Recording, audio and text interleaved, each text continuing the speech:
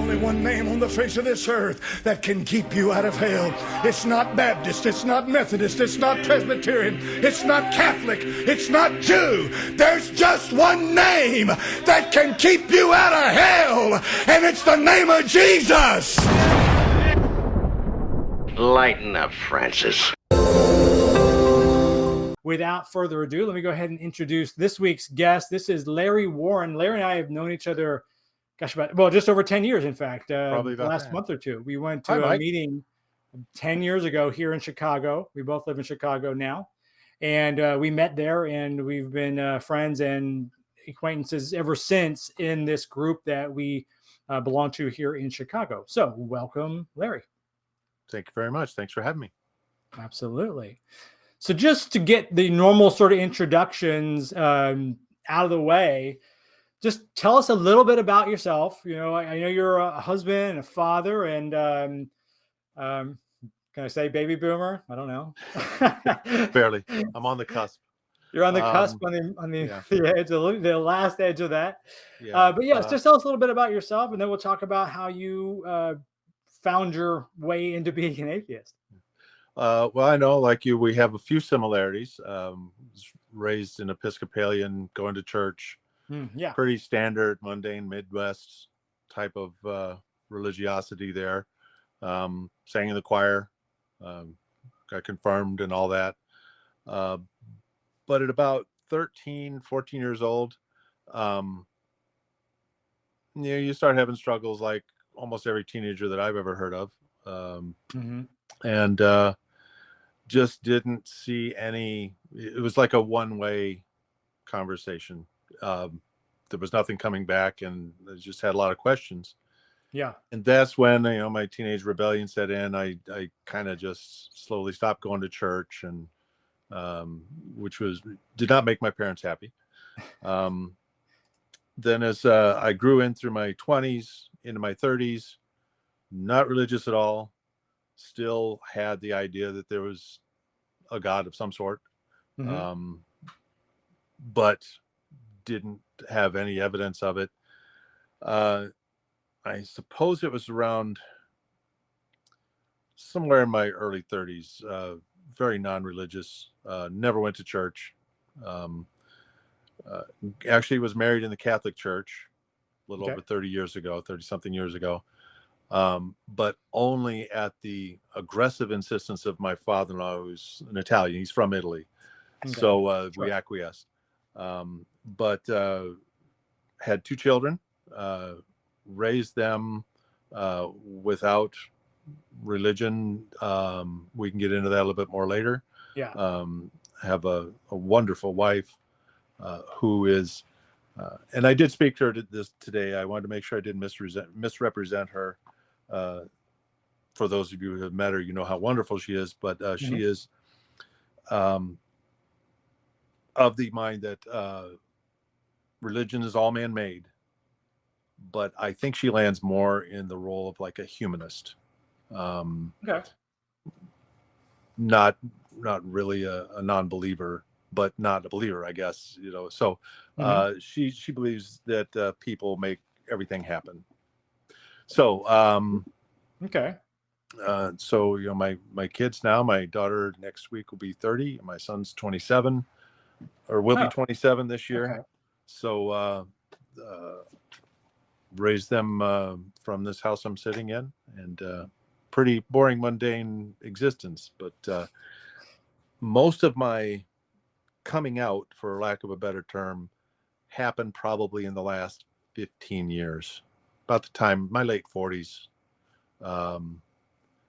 just was becoming just uncomfortable with a lot of things going on in the government, in the world, and just realized that I'd probably been an atheist since I was that 13, 14, 15-year-old. Just never took the time to put some thought into it, some reason into it. And arrive at the A word, which I went through. I understand it can be a scary thing to declare yourself an atheist, especially after. And I, like I said, it was a pretty mild Episcopalian upbringing. Very casual. I always say we call it casual Christian. We went to church and we prayed at like Easter and, in a big family events. Yeah. And as soon as church was over, we went home and I played outside, whatever. My dad watched football and you had really to buy a donut after the service, though, because you couldn't eat before service, right? Right. Yeah. My mom had to get us up early and drag us to Sunday school and church. So I did that. But yeah, I always think it's a very casual Christian style. Episcopalian is probably one of the least, that Methodist, I think, probably the least religious religions. I heard a long time ago, I heard a comedian compare Episcopalian to Roman Catholic, and he says, like, Catholic light. He says it's all the religion, but only half the guilt. That's what I always call it. I just remember that from years and years ago. So yeah, and I think it kind of coincides with the rise of the internet. The internet's wonderful for making people realize a lot of things, but one of them is there's so much information, and if you make sure that you're getting the good information and it's vetted and it's sensible and based in facts, you won't have any trouble justifying your belief or non-belief, I guess, that you're atheist. And my realization, I guess you'd call it, kind of coincides with more access to the internet and more access to debates, essays, and just writings about things, and podcasts started becoming very successful and very prominent and prevalent. So you and I had a really similar path. I mean, very, very similar. I'm going to go back a little bit, backtrack, because you said you started in your teens, which is about the same as I did. I mean, I went just probably like you. I did, I got confirmed, so I could take communion, which I think half of that is just so I could drink some wine, because just the taste. Yeah, which was never particularly the best wine, as I've learned later. Yeah. But even then, as a 13-year-old, again, you're a little bit older than me, but in our same era of our lives, I didn't really have an understanding of what atheism was, and I probably didn't have a real understanding of that you couldn't believe in God. I just didn't quite believe in the stories, I guess, more than the God. Does that make sense? Yeah. Noah seemed a little far-fetched. I didn't still was believing there was a God. It's just the story seemed like that's a little odd of a story. Yeah. You remember 40, 50 years ago, you got to think about media. You had 3 news channels. They came on the same time every evening on TV. If you lived in a big, larger town, you had 3. Some towns had 2, because ABC was the new kid. But the news you got, they had half an hour. Vietnam was going on. Other things were going on. Nobody did a story about an atheist. No. But then you have the explosion of cable news and all the other media and the social media and everything else. Well, here's something that a lot of people are feeling. A lot of people are experiencing, but they have no outlet for it. They have nobody else to talk to it about, because maybe their whole family's religious. Maybe all their friends go to church, and they only go to church because that's where all their friends are. But they just they're unhappy, or they're just not satisfied, or they think some of the things are silly, or the stories don't add up, like you said. And I think, was there any particular story or sermon or any one thing that you can remember thought, wait, that is not quite jiving with my perspective? Not even at 13, your not at the time, no. And of course, by the time I started realizing that's what I was, I wasn't going to church to hear those. So well, that's true. But when I was going to church, there wasn't any one thing or anything. What I do remember thinking about from early on was that as you go through the year, you would hear the same scripture the same week of every year. Yeah. And there's only 52 weeks. And I'm looking at this Bible they had. There's ginormous, and I'd leaf through the Bible and I'd there's a lot in here that they're not talking about every week. And I'm going, and I think in the back of my mind, maybe that was a seed that said they're ignoring something in here. So later on, I realized they're ignoring a lot of nasty, bad stuff that they don't want to answer questions about. And so I think that was one of the little things that, in retrospect, it really occurred to me that, wait a minute, it was June last year and they read the same passage, at the service, and like, there's nothing else you want to tell us about?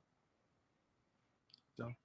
It's funny you say that, because we as atheists, a common refrain that a lot of us would say is that many of us know the Bible better than our Christian counterparts.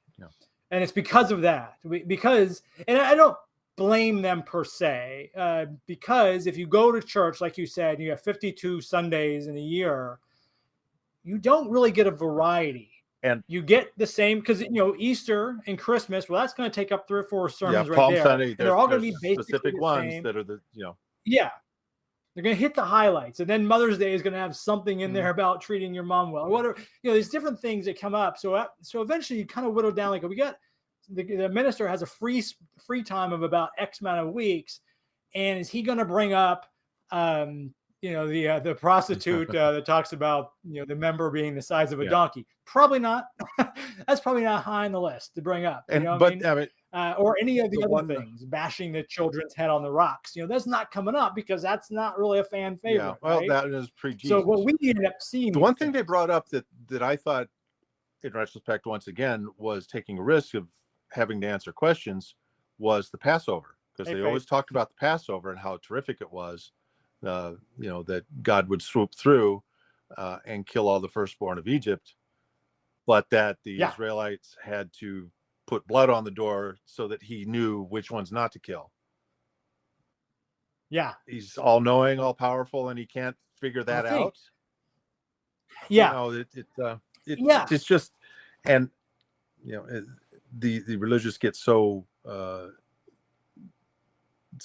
tied up in the story itself, they don't see the parts that are contradictory or just silly.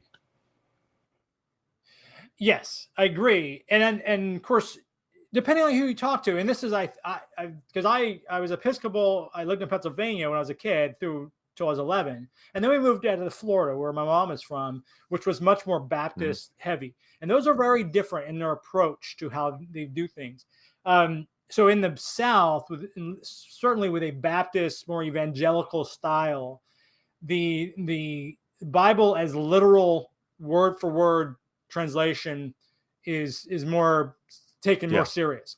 So these things are just the stories, and they're meant to give moral lessons.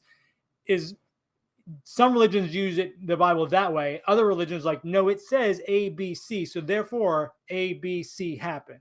So if they put blood on the door, that was blood on the door. There's no question. If a guy lived in the weekend, that's exactly what happened. There's no other story. So you're right. That's the kind of stuff that bugged me. It just it doesn't really make sense from a just human logical, like you said, if he's all knowing, all seeing, if he can see what I do in my bedroom, why doesn't he know that I live in that house if I'm his firstborn child or not, Yeah. Take me back. There was something you said earlier. I'm trying to remember what it was. So you kind of like me, you kind of went through your teens, not really buying into it, but not delving any deeper. And like you said, who are you going to ask? I mean, there's nobody for most of us. I didn't even know. I envy these younger kids because they have the internet and they can reach out and find a person who believes what they're kind of believing. I didn't know atheist was. I didn't know there was such a thing. I didn't know it either. The only time I remember this, if my mom happens to watch, she's going to kill me because she's now very strict Baptist. So I apologize, Mom. But I remember her telling me when I was a young child, again, before I moved to Florida, so I was under 11, about that woman who was going into all the schools and keeping prayer out. And it was, set as this evil woman. Yeah. And this was in the 70s, And that was the only time I had any sense that could even be done. I didn't know that was an option, And I do envy the kids that can ask somebody else. We couldn't do that at our age. Right. And I believe we kind of touched on this. We had a chat earlier today, you and I. It seems to me that the religious have the opportunity to reinforce everything minimum of once a week. Some churches 2-3 times a week. You go in there, you're preached to, you're proselytized to, you reinforce everything about it. With atheism, you don't get that.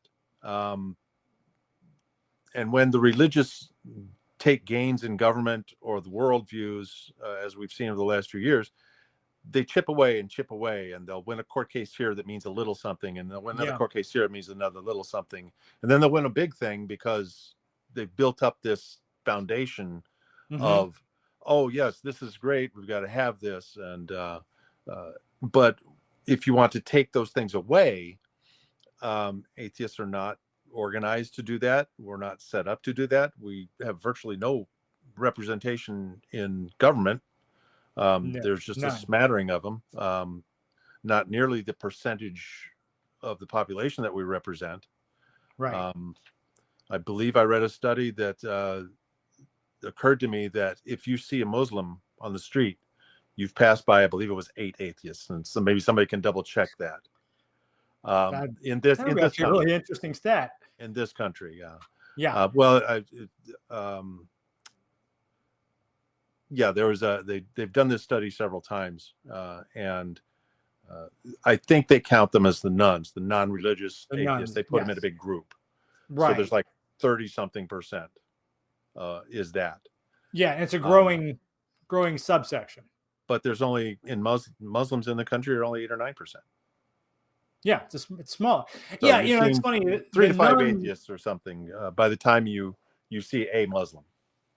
I wouldn't doubt it. We're kind of even though here we are on broadcasting to the world, so to speak, but we are relatively quiet compared to other, and I'm going to say minorities, just for lack of a better term that's escaping me, but minority in terms of religions or minority in terms of sexual orientation, anything that is sort of the non cis male white person is a minority.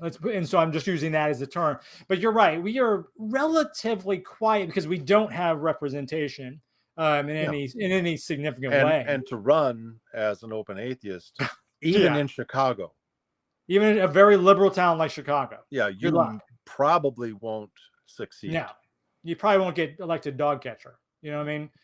And it's, it is what it is. I've often thought that atheists could take a cue from the LGBTQ community, because when you and I were young, they were really trying to come out. Obviously we've had gay people just like we've had atheists forever since we've had people, but the LGBTQ as we were kids were coming out. They were still fringe. They were still derided. Well, they still are derided by a lot of people, but it was still pockets. It was in San Francisco and New York and Miami, these cities.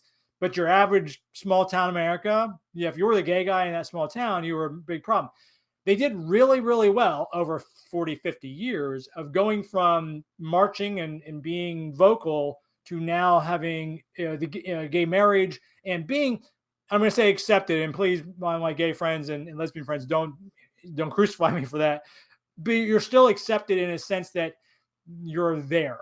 You're available. You can vote. You can not vote, but you can run for office. We got Pete Buttigieg, probably our most well-known, highest level official. And I think, gosh, if atheists could do that same thing, follow that playbook, because we're marginalized like they are in a different way, but it's still marginalized nonetheless. And we don't have representation, which means lobbying doesn't exist really for us. Yeah. Let me ask you, and you have to fight against political statements all the time, like there's no atheists in foxholes, and in fact that during that time they're almost all. Well,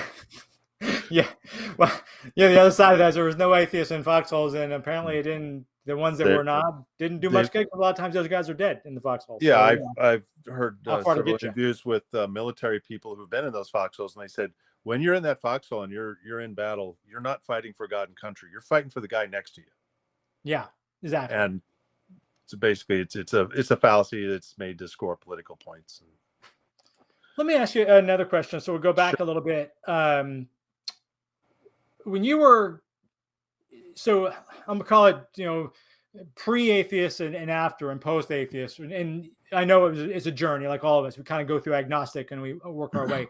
But when you were still a believer, even though that was a casual belief, did you find after you sort of started having these thoughts that any of your morality, in the way that you perceived morality and the things that you thought were maybe you were taught were wrong or you thought were wrong, as you made this journey, did any of that sort of thing change, or have you always had your general perspective on people and morality? Generally, my morality stayed essentially the same. Okay. I think from the time I was like a teenager, that's when Roe v. Wade first came through. Was right in the 70s, whatever. So I remember as a young person thinking, oh, well, abortion's got to be wrong. But then once I really looked into it, that changed a little bit, over to common sense. And I want to say it does make me sick that my wife and daughter are second-class citizens now. I get a little bit livid about that. But overall, my moral pinnings and my feelings on all things moral or immoral didn't really change. But what did change was I didn't attribute to them to a deity anymore. Okay. I changed my view that I had a realization that people knew that murder was wrong before there was religion. They knew it was wrong to hurt a family member. Yeah. That doesn't mean it didn't happen. That just means that there was penalties for it in a lot of civilizations way before anybody thought about a god or gods or supreme powers or supernatural things. Yeah. So the morality doesn't come from religion. Religion co-opted it so that they could control other people, and people in their, gather their congregation and say, well, here's what we think and we're right about this. And but once again, you can read those stories. The ones they didn't tell us every week, were, okay, how do I keep a slave? Because and why in those 10 commandments didn't he just say, hey, don't own a people? Don't own someone. If it's wrong, if it's morally wrong, and if it's that high of a bad thing, I should own a people. So these are some of the things that just reinforce your, I don't want to say decision, but your feelings that you've realized that you don't believe. Agree. So let me ask you another question. Again, stepping back to your earlier part of your life, because again, you said Episcopal, so I have a little bit of a perspective on that. But as your parents, and I don't know, do you have siblings? Your family, let's just say your family, are they religious now? And if so, how did you have any friction when you started to pull away? Even as pulling away as a kid, just not wanting to go, which could easily be attributed to I'm just a lazy teenager, I don't feel like getting up on Sunday morning. But now as an adult going, I also don't believe. Did that cause any friction?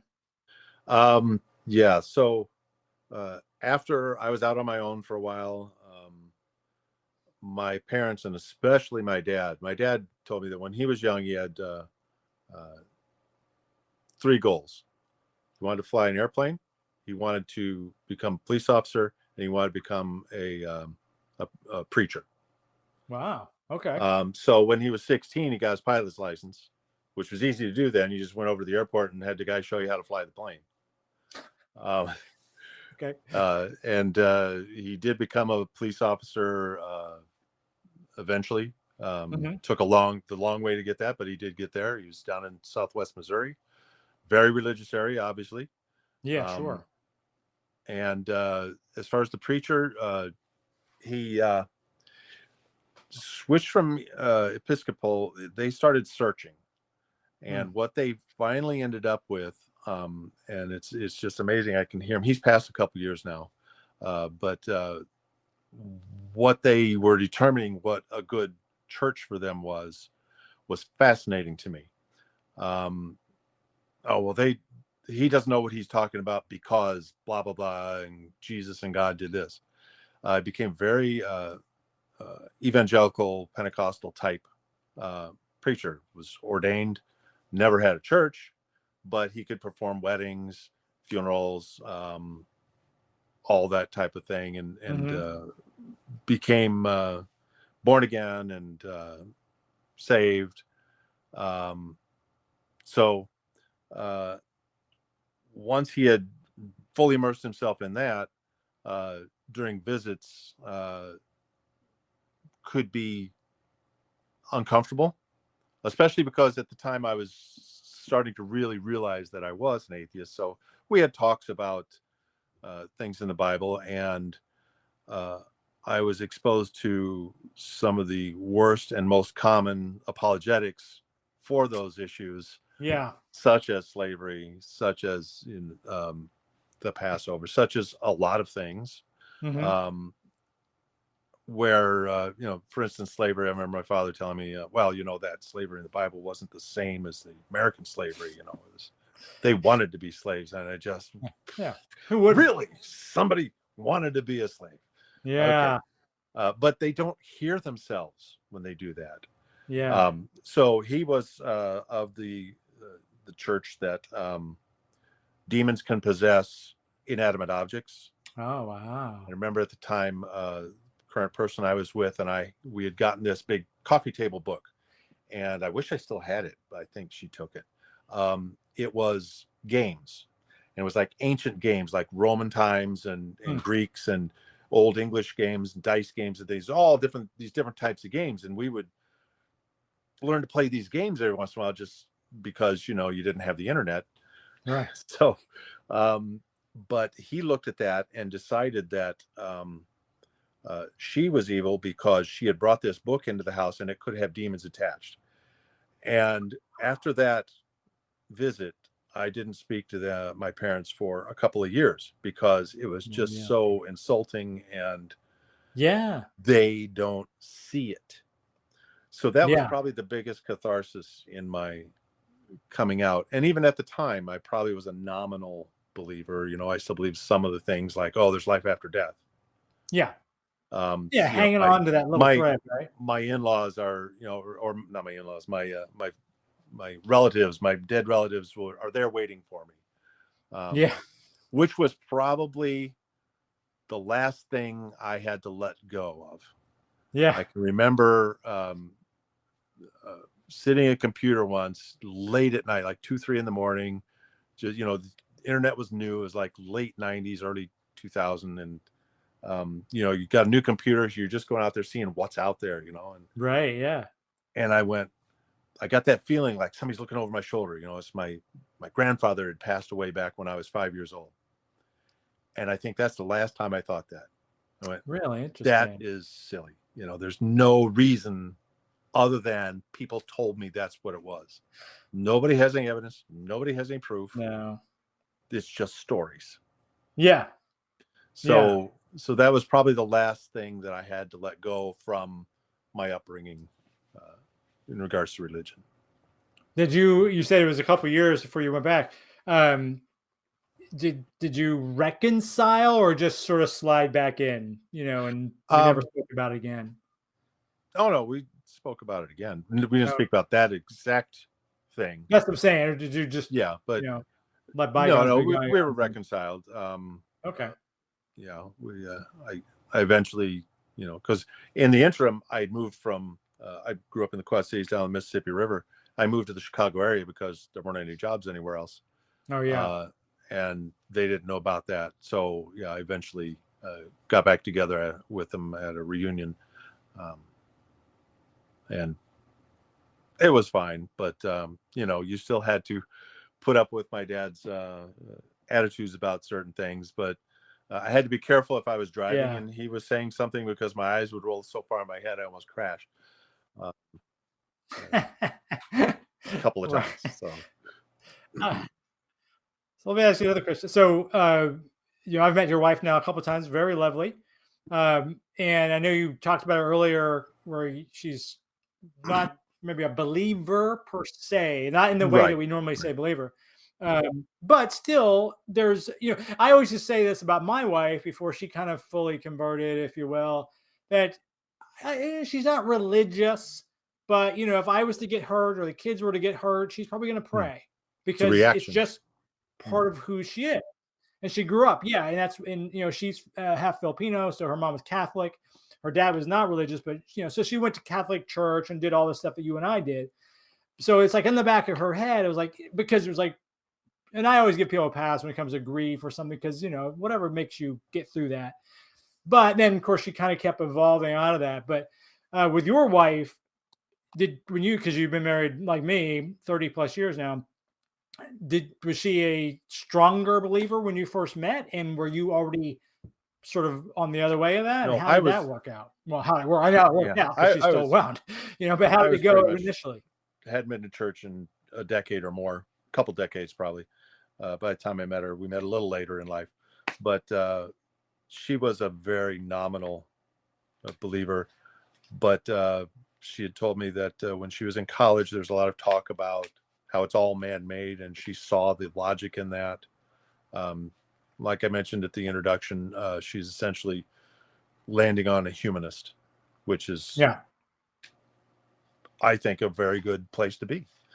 But yeah, we have never really had any conflict as far as religion with each other. She was not a churchgoer when I met her. Okay. So didn't have a challenge or there's no conflict. That's good. So then I feel very concerned about a lot of people who start to realize their atheism, their non-belief, and their partner's religious. Yes. I've listened to former pastors, people who were up there in the pulpit, had their own church, and they said, I was standing in the pulpit giving a sermon that I did not believe. Yeah. And my wife was right there. She was part of the church. She was like an officer or whatever she did in the church. She led the women's group or whatever. And I had to tell her that I no longer believed any of it. And and then to go from that, where I went, he went to, and this is multiple preachers. I went to seminary. My degree's in religion. What do you do with that? Yeah. You become a pastor. Yeah. That's it. And I talk to you a lot, and we have our similarities.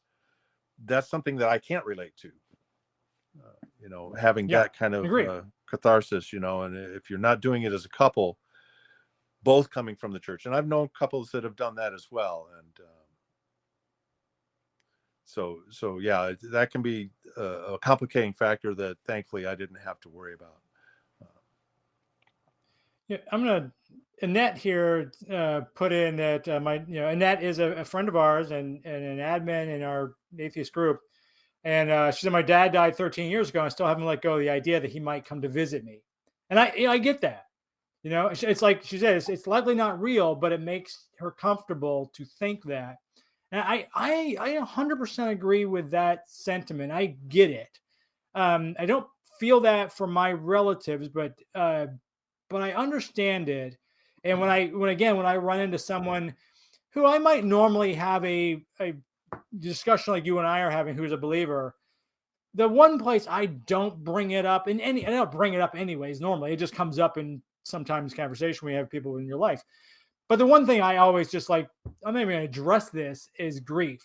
That's the toughest if one. That person turns to alcohol or drugs or religion or whatever gets them to wake up the next day and go on, so be it. And why would I take that from them? If that comforts them, or if you're an older person and your days are numbered, if that comforts you, so be it.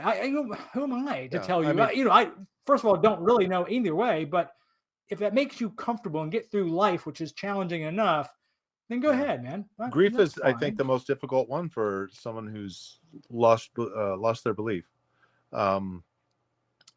Personally, I look at it this way.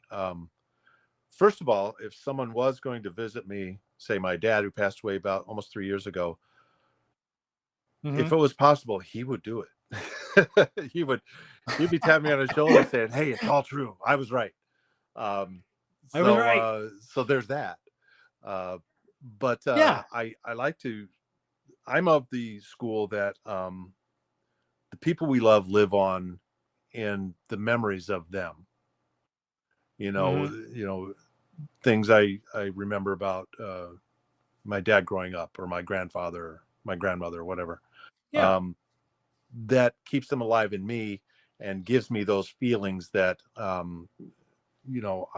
still have them with me because I have those memories and I have those experiences with them. And, the closer they are to you, the more you're going to have that. So, yeah, I understand that. That's not something that I don't think I could take away with a snarky comment or a debate or anything. No, and in fact, you'd probably drive them away from, a truth. If Yes, because people will dig, as we see with all of our sort of political atmosphere now, people will dig in to protect their beliefs. And this is even more, I mean, we all have our opinion about politics, but at the end of the day, it is sort of just politics. It affects us, but it is nowhere near as personal, generally speaking, as religion is. And if I'm going to try to turn their belief that their loved one is waiting for them away from them, and take that away from them, you're going to dig in some heels, because who wants to hear that? I don't want to hear that. It sounds so negative when you say, "Oh, that's not possible." Right. I rarely say that's another thing. I rarely say that. I never say that there is no God. On that. Right. Yeah. I don't either. To me, that's because I have no proof that there is none, which is a weird thing to have to try to prove. But just because I have no proof or no evidence of something doesn't mean it doesn't exist. I mean, if you go back in time, they didn't know about bacteria, yet it was there. So, maybe there is, but maybe I think you and I both talked about different authors and such. So Richard Dawkins, I've brought this up the last one of these conversations. You're familiar with his Richard Dawkins 7 sort of steps, 7 I guess, levels. The 7 levels. And I always fall again on that. If the one extreme, and for people that don't know, there's the one end is the people that absolutely 100% there is a God. There's not even a question. It is a God. No doubt. Proven to them in whatever and the other extreme is 100% there is not a God. And I always fall on, I think that's 6, or that would be 7th. I fall on 6. I don't think there's a God, but they're very well, like you said, maybe it's the germ. That sounds terrible. I don't want me to say that, but it's that unknown. It's been not proven to me. I don't see any evidence when I use my critical thinking skills of it. But at the same time, if someone were to come tomorrow, and I always think too, if there is a God and that entity is desperate to have me believe, then it will know what it needs to do to show me, because it might not be what it needs to show you, but it knows what I would believe. And if it does it, if it craves worship, why wouldn't it provide to me the evidence I need to believe? Exactly. And I'd be willing to, I mean, I would be freaked out, but at the same time, like, that would be an incredible revelation, for lack of a better word. So I'm okay with saying that I don't know, but at the same time, I'm okay with saying I don't know. I don't have to fill in. That's something you touched upon there. I found that a lot of people who are struggling with agnostic atheism, and I always have a little bit of a different twist on the agnostic, which means I don't know. So I have no knowledge of a God. Therefore, I'm an agnostic atheist, which puts me right about the same as you, about a 6. But that was one of the things that always strikes me, was that people looking for proof that there is no God, you don't have to do that. The default position is non-belief until you can determine that there is something to believe in. You should not believe in. I always liked Aaron Ra's definition of the word faith. Faith is knowing what you cannot know. And you think about that, and I thought about that a lot. I said, wow, that's just spot on perfect, because if you talk to religious people, So, well, I know Jesus because I have faith that it's true, and I have faith that it's the way, and this is what's going to happen. Right. I said, yes, but you know that? Yes, I know it. But he can't know that. So faith is knowing what you can't know. That's a good line. Yeah, that comes from Aaron Ra, which I believe was mentioned the last episode as well. Yeah. I think we did mention him. Yeah. In fact, I think you corrected that it's not Aaron. Yeah, it's Aaron. Yeah. Right? That's how you pronounce it. It's only one A. Yeah. But, and he does fantastic. He's done a series of fantastic videos on evolution, which will refute any idea that we were created by a deity. It's just, if you ever get into a discussion about it with a creationist, it's really good information to have to refute their silliness about teaching creationism in schools, which is another one of those little things that religion is able to pick away at. Teaching that in a school is ridiculous. You and I definitely would agree on that. I've talked with a creationist at length for several months. I had a physical therapist on my shoulder, and we would talk once or twice a week as I went to therapy. And he was a creationist, young Earth creationist. It was fascinating. Wow. It was absolutely he was a really nice, funny guy. He'd always have like movies like the Sharknado and stuff playing, just because he was a fun guy. But he was absolutely 100% young Earth. The Earth is 6,000 years old creationist, and I was an atheist at this point. It was fascinating to hear, and I didn't really push back because I was more interested to hear his take on things. And he also was, he was twitching my shoulder. It was in pain. Make that hurt. So I was like, okay. But it was actually really interesting to see where their thoughts went. And I also admittedly did not have the scientific background to dispute what I realized then and fully realize now was really a lot of quasi-scientists, or quasi-science that would kind of give this fringe edge of a scientific concept and then go with it. And so, because the the third degree of thermonuclear or thermodynamics proves that, like, I have no idea what you're talking about. I'm barely aware of those words. I can't dispute what you say is scientifically proven, although I'm not buying it, but it's like, what am I going to do? I don't study that. When I had my shoulder done, I had my therapist. Another thing. We live parallel universes, I tell you. I would go in there and I'd have my earbuds in and I'd be listening to a podcast when I was doing all my 30-second stretches or whatever I was doing, going through the spiel. And he came up to me one day, and he usually had like one other person he was attending to. He's a great guy, great therapist. He comes up and he says, "Hey, what are you listening to?" And the podcast I was listening to, I just matter of factly turned to him and said, "It's called The Scathing Atheist." And he kind of stopped for a second. And when he was doing one of the massage therapies on my shoulder, he told me, he says, so I'm an atheist, but I can't really let that out here because you wouldn't believe how many times I've been asked to church by my patients. Yeah. He says, and to say it in that setting, it's not a religious setting. No, not at all.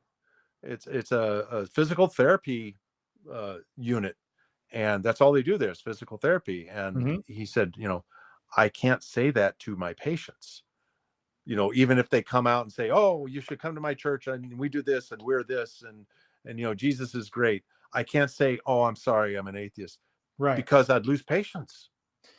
Yes, that's actually a really good question and I had kind of queued up. So next time you do a shoulder, I'll give you his name. Hopefully not. That was a very uncomfortable several months. I had a rotator cuff and labrum tear. Oh. So I was out of action for a while. But his point, we probably have all experiences. I know I did in the South. Again, I had a manager at a big bank, like a national bank that we've all heard of. And I worked in back end of the bank sort of stuff and software and stuff like that. But I remember a specific team meeting where she prayed. I was like, this is in 2005 13-ish. So well after that was not appropriate. But it was like, I'm the only one standing in this group of 8, and she's doing this. It's clearly an HR violation, but she's a nice lady. Nobody else is concerned at all. It's like, what the hell do I do with this? And I didn't do anything because I'm not that kind of guy. I'm not going to get pissy. But at the same time, I was like, I don't know how much I could say about my belief on religion. She's obviously clearly given her belief on religion because we just had a prayer to Jesus and everything else. So screw anybody else was Jewish or Muslim. But at the same time, be equal. Yeah, if I were to say, by the way, I'm an atheist and just was as out as she was, she's my manager. Is that going to affect me in some way? The answer is yes. I'm going to give her the benefit of the doubt and say it wouldn't have, but we both know there are people in life where it would have. Have you ever run into any of that where you had to kind of keep it quiet for 2 reasons? Actually, I'll go back to your kids. For the sake of your kids, because you don't want them to not be invited to the birthday parties or anything like that, especially when they're little playing baseball or whatever, or in job that you've been in. Have you had to keep that quiet yourself, and what'd you do? In regards to the job, I did not keep it quiet or anything. I can't say for sure that it hurt me.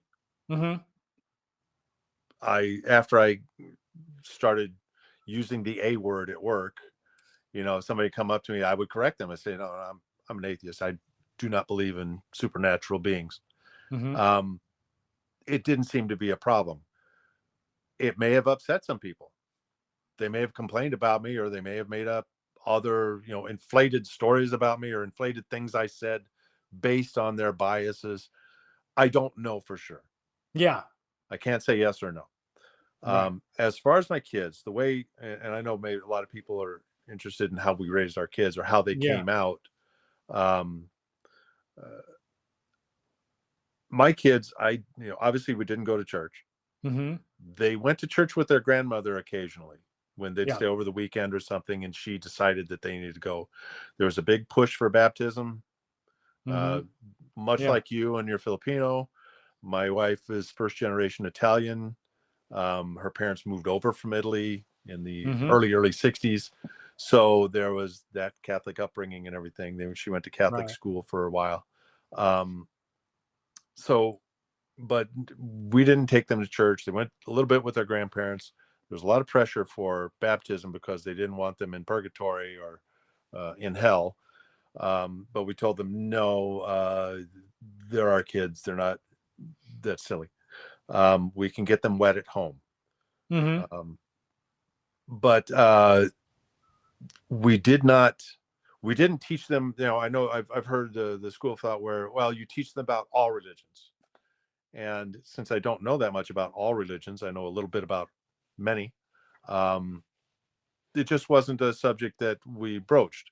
We emphasize facts, knowledge, science, learning and trusting true things, disregarding untrue things. And my son told me once when he was in grade school, he got picked on a lot. And he says, back, he's atheist, by the way. Back then, he said, I thought there was a God or something. He says, because all my school friends, all the kids in my class, all went to church and said, there's God, because they've got the kids' Bible, which is a laugh, and should be illegal. But he said, then after a while, I started realizing these kids aren't good kids. So either religion isn't helping them or they're doing it wrong or something, he says. And then he says, I just didn't see a reason to believe anymore. So he's pretty steadfast. My daughter is also pretty much a non-believer. She just got engaged to a gentleman who is of Mexican descent. So his parents came from Mexico. So there's the other large Catholic country, but he's not a churchgoer. They plan to get married, not in the church. They don't go to church. So I feel like perhaps I was more accidentally successful. I don't know, but you just emphasize knowledge, facts, science, reason, saying, if they come home with a story or something, does that make any sense to you? How would that happen? Magic is fun to think about, but is it really the basis for what you're talking about? And basically just raising them in realism, I think is a good way to think about it. The other probably less influential fact was, from the time my son was 6 and the time my daughter probably 8 or 10, we had them in childhood sports. My son was a wrestler. My daughter played volleyball, club volleyball. All the tournaments are on Sunday mornings. You're not going to church. Lucky you. Yeah. Yeah. You got the time to do that. That's funny. I was gonna say, here's I another missed question. You hit on. I missed one that went by earlier. Oh, it was just telling people they could add something to the chat if they want. We hit on something earlier. I can't think of what it was. It was one of those things we both like. I hate that when they say that. I can't think of what. The foxhole thing. What are some other misconceptions you think people have about atheists? Which is the reason we're doing these, is just kind of get you and me and other people out there and say, this is who we really are. You think this, but this is who we really are. You might not like us for whatever reason. That's fine too. Yeah. We're not all likable. But at the same time, like you said, if you walk by X amount of people, we were part of that crowd you walked by. Yeah. You just didn't realize it because we're not all this, that, the other. So what's some misconceptions that people have that you think are worth sort of dispelling or bringing up? There's the ever popular, you believe in the devil. That's another one. Which is, if that one's particularly annoying only because I don't believe in the entire book. Yeah. I didn't pick a few characters. Supernatural. That doesn't make sense. And some atheists do believe in some supernatural phenomenon. Yeah. A whole different. That's nothing against them, but that's one that I see over and over again. That the devil's got control of you.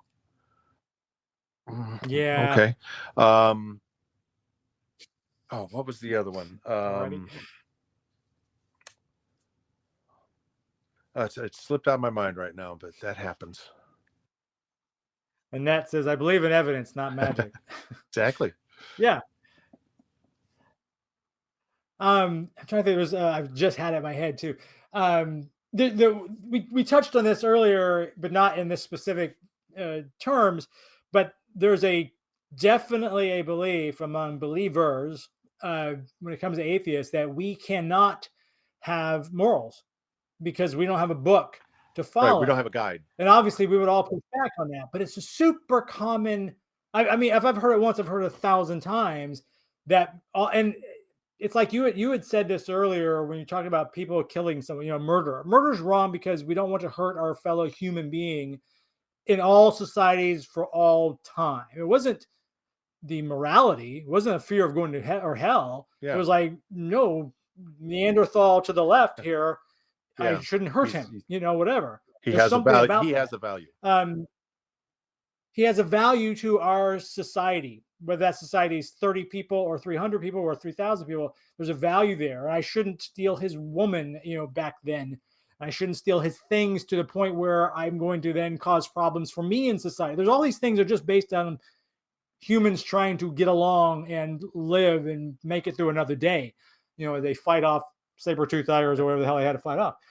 But there is that sense that at least within the Christians, at least speaking Christians, because we live in the United States, but that without the Bible, and all morals are based on the Bible, which is laughable, but that's what they say. And therefore we cannot have morals because we don't believe in the Bible. It's particularly frustrating because it's like, look at my life. Do you think I'm immoral? Do you think that I'm cruel to people? Do you think I'm beating people up? And I that one drives me and then bonkers. This is probably the one I was thinking of was because just yesterday, actually, on the Nextdoor app, I had a very curious post I came across from a neighborhood near me where a woman posted, is there a way to be moral without religion?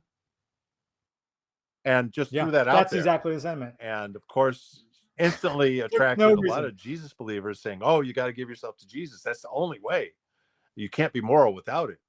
So obviously I had to post a few things, a really good essay from an atheist website about why it's demonstrably not religion that provides a moral compass.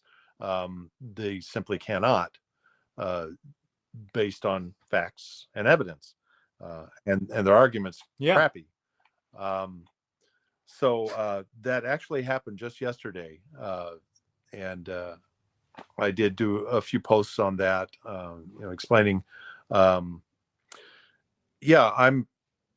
number one, I'm more moral than the God of the Bible because I haven't dashed thousands of babies' heads against the walls and, played with Job and Lot and, done all that stuff. But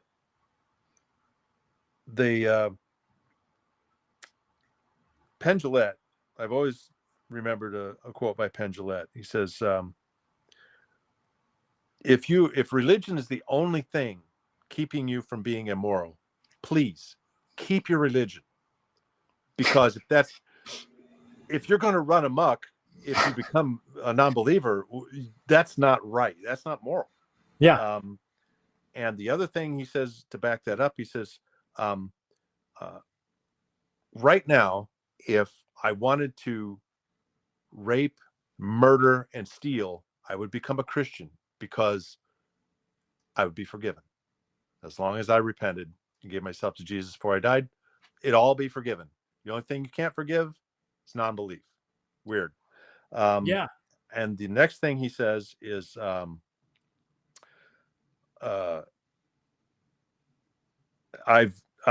do all of the murder and thieving and rape that I want, and the amount that I want is zero. Yeah, I heard he's an atheist. So I've kind of ascribed that and said, that's what fits my moral code. I do all that I want, and that amount is zero. And that threw a few things in here. Devil worshiper, you mentioned baby eater, which is always kind of a silly one to me. Morally bankrupt. And this is another one that we have no way to derive a meaning from life. And I remember Ricky Gervais talks about this, and I wish I had looked the quote up because I've heard it a million times. But he's talking about, I wish I could remember because I'm going to butcher it. But essentially, atheists believers would say, well, atheists have nothing to live for because there's no life after blah, blah, blah. And his take is reverse on that, is like, we have everything to live for. We have nothing to die for. This is it for us. You and I, we're in our 50s and 60s. We got good 25 years, give or take, left, whatever that number is. We're on the second half of this, and that's it. That is totally it. We're done, and we'll never be heard from again. So we got to make it last and make it work and do what we can to make our lives and our people around us better, because we got one shot. There's no fixing it later. You know what I mean? There's no better thing waiting for us. And that meaning of life is very, I understand where they're sort of coming from. If I was a believer, I could get what they're looking for. It doesn't resonate with me because I want to live now. I want you, Larry, and you, Annette, and my wife and my children to love and respect and get all they can from me now. I don't want to be checking in on you later. I want you to feel everything I can give to you now as a friend and as a family member or whatever. It's a different perspective. And I'm always struggle with how to respond to them in that. And that kind of links up with grief again. What do you do when you're dead? You and I'd say nothing. We're dead. I will say one of the things that happened, especially after I lost that last little thing about religion, about, your dead relatives are always watching you. There's guardian angels and things like that. Was once I fully accepted it, and especially after the first time I called myself an atheist to a coworker. He started talking to me about something. He's from India, so he was not Christian, but he started talking to me, and he just kind of asked me what I was. So, well, I'm an atheist, and it just kind of flush went over me. And I said it, but after that, I started realizing that a lot of my stress, my background stress, if you will, that kind of always is with people, faded. It's almost like nothing. Yes. It just kind of all left. I was calmer. I was more comfortable in myself. Confidence, because I looked into it enough and scanned the internet enough and read Hitchens enough that I was confident that this seems to be the correct path to follow. It's the default position. So with that comes a confidence, probably the same confidence that a true believer, this is the only way through Christ, has. Probably. It's probably, exactly that. We both feel justified in our beliefs, and we're justified enough that we can come out and say it. But I think they just have different side of it. One of the big differences would be, at least in my case, I try to guard against confirmation bias, where I go searching for things that will only bolster my side, you know, and say, oh, that's what I think, so they're right. That's one of the pitfalls, I think, that you have to watch out for. I agree. You had I had a thought in my head talk about coming out in that sense. Oh, I know. You and I kind of talked about this earlier today when we were sort of checking our technology parts here. And as I mentioned at the beginning of this conversation, for those that don't know us, we're in a group here in Chicago. And 10 years ago, when this group started, we started having get-togethers. And I think we talked about this earlier. Some atheists, or they scoff at that idea that you'd have a need to get together with someone else that doesn't believe something. Like, where does that even make sense? And I understand the thought, but something else that I was telling you earlier today that I did not appreciate, and we started doing those together just to have a social group that we could speak freely, like you were saying. We could just say what we want to say. The people that have had somewhat shared looking around and someone's going to nail us for not believing in Jesus. And we could bring kids too if we had children, and these kids can play with other kids. They don't have to be careful. But one of the things I told you earlier, and I've told other people now, I didn't fully appreciate the need to get that off your chest, because you and I we were casual Christians, so we didn't have any trauma. Yeah. But there are people in our group and there are people that, first of all, there are people in our group that are from other countries where they could be put to death. There are people in our group that literally were in cults, like literal cults, in South America, and they had to sort of, flee the cult. I actually have something to say. They want to get it off their chest. I actually know of someone who their mother had two children, her brother and her.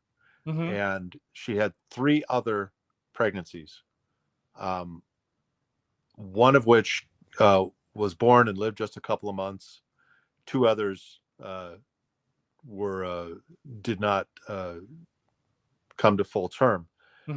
And I believe the issue was the parents' blood types were incompatible.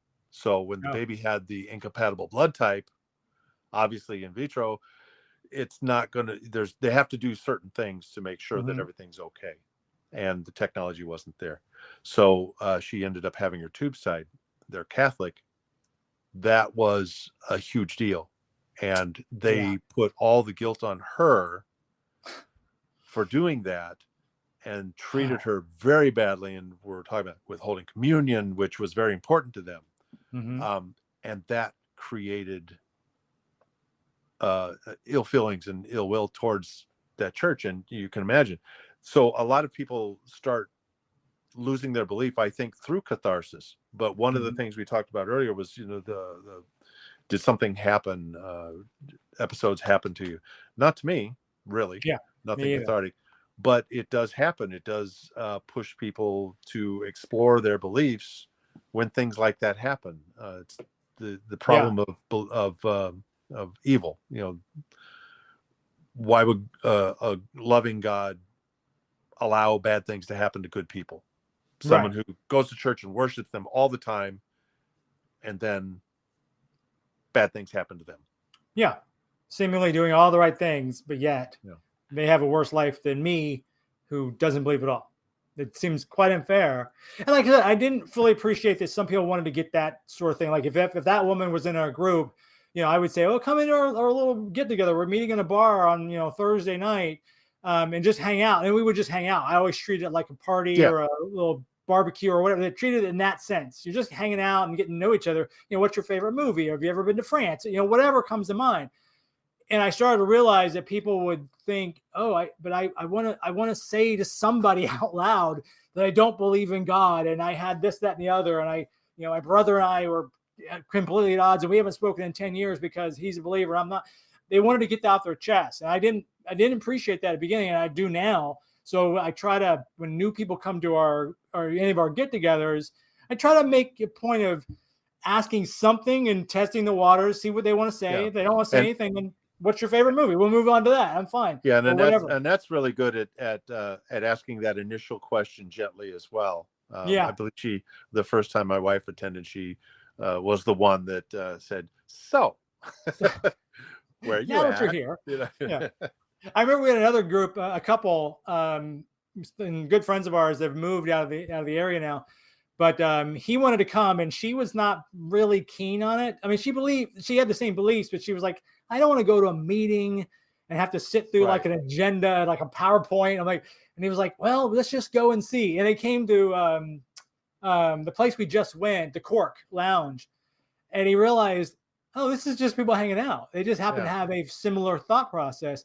But I was like, no, man, we don't have any meetings. We're not trying to sell a book, or I don't know what they do in, a political organization, if you will, or other things. It's not. This is really just a friendly group. But again, I've had other atheists say, well, why would my brother is an atheist, but he'd be like, why do I want to hang out with other atheists? Like, again, I sympathize with a lot of perspectives. So we have a lot of similarities just because we approach this part of our life in one way. It tends to bleed into other things. Yeah. But why I sympathize with that because it took me about 9 years to get my wife to come to one. So yes, it's true. I've known you for 10 and I met her. Oh, you guys just gonna sit around and talk about your atheism. Yeah, that's true. No, it's not like that. Not at all. Because I remember you mentioning several times, I'm going to try to get her to come. We're like, you don't even have a wife. Stop lying. Yeah, I know. Then this is your wife who lives in Canada, wonderful. Right? Okay. So why were you hiding her? Why were you hiding her? But she was perfectly lovely, and I hope that, and she's now been back to our house, in fact, twice. Now, I hope that she did see that, no, we're just hanging out. I mean, the conversation can go any direction, but you put 15 people in a room, it's going to go any direction anyways. And we've all enjoyed meeting her again after 10 years. It's like, okay, he says he has a wife. All right. I have pictures, man. Yeah. Or you took you that long to find someone to convince them to come along and pretend that she was your wife. Whatever. Yeah. But whatever works for you, man. I'm full cool with it. As we get to wrap up, because we're running a little bit along on this, what are your last sort of words of wisdom for someone who's going through kind of where you were in your 20s and 30s? They're moving in one direction, but they're not sure what to do. What would you give them in advice if you could go back and tell yourself that? Oh, well, like I said, I think it's easier nowadays because we have the internet. Vet the sources. If you see something that you feel like is correct, find somewhere else that also, will. Is a reputable source that has some facts or some logical arguments, some reasoning. Reason is very important. Things that are based in actual science, which is becoming rarer and rarer, thanks to the current political situation, I feel. And don't push things on your kids. I mean, show them, don't hide what you don't believe, because I constantly try to emphasize that I lack belief. It's not that I believe there is no God. I don't believe there is a God. And that's a very subtle difference linguistically, but it's super, super important because the religious will say, well, prove there's no God. You said you believe there's no God. I said, no. I said, I don't believe. I can't prove a negative. Right. It's not that I believe there is none. I don't believe there is one. And let your kids discover what they'll discover. But this happened to my niece, unfortunately. When she was young, she went to one of those churches. They come by and pick you up in the bus. And she was allowed to do it. I guess she went with a friend. I don't know. But that's how they recruit them. For sure. They go for the kids. They go for the people at their lowest. The most vulnerable, or don't have the critical thinking skills yet. Talk about indoctrination. If you're feeling vulnerable or you're unsure, get on our group. Find a group in your area. There are in all areas. There are atheist and or humanist groups that you can go to, and people there will understand what you're going through because they've been through it. Yeah. In some degree or another. Agree. Absolutely. So thanks so much. This has been great. I really do appreciate it, Larry. It was good to, in fact, you and I now we've had more of this conversation than we've ever had in the last 10 years. Because again, most of our interactions usually there's 10 to 25 other people around. So right. Yeah. So it was really interesting and fun to sort of learn your backstory and find out more about how you came to that.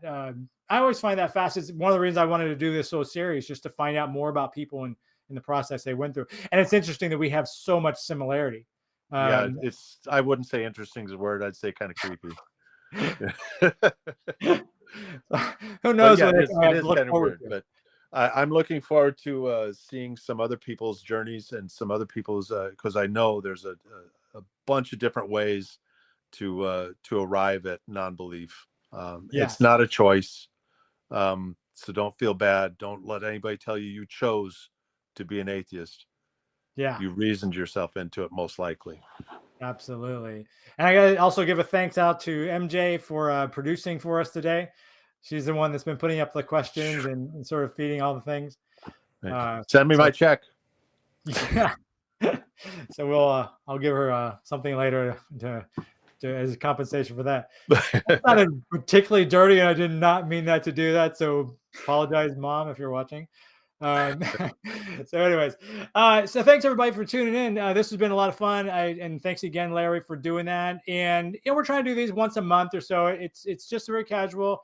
If you want to be on this and you have a story to tell and you think you have a perspective that other people would like to have told, just reach out to me through the YouTube channel is probably the easiest way to do it, or through our group here locally.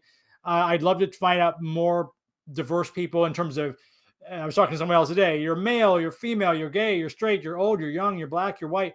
Because I always come at this of a different perspective, and I'd like to hear those perspectives because I can only relate to me. I can't relate exactly to everybody. We've run into several in our little get-togethers, several different religions different and several different people. Yeah, and different religions as well. Yeah, I'd love to talk to some Muslims or Hindus, or I know we have some Mormons in the group. It's a different sect within Christianity. I'd love to talk to that. Hey, thanks for tuning in to today's show. I really hope you enjoyed it. Do me a favor and like and subscribe to the show and tell a friend. That helps us grow and it lets us keep bringing you more voices from the other side of belief. Until we talk again, be kind to one another and remember that reason and compassion go a long way.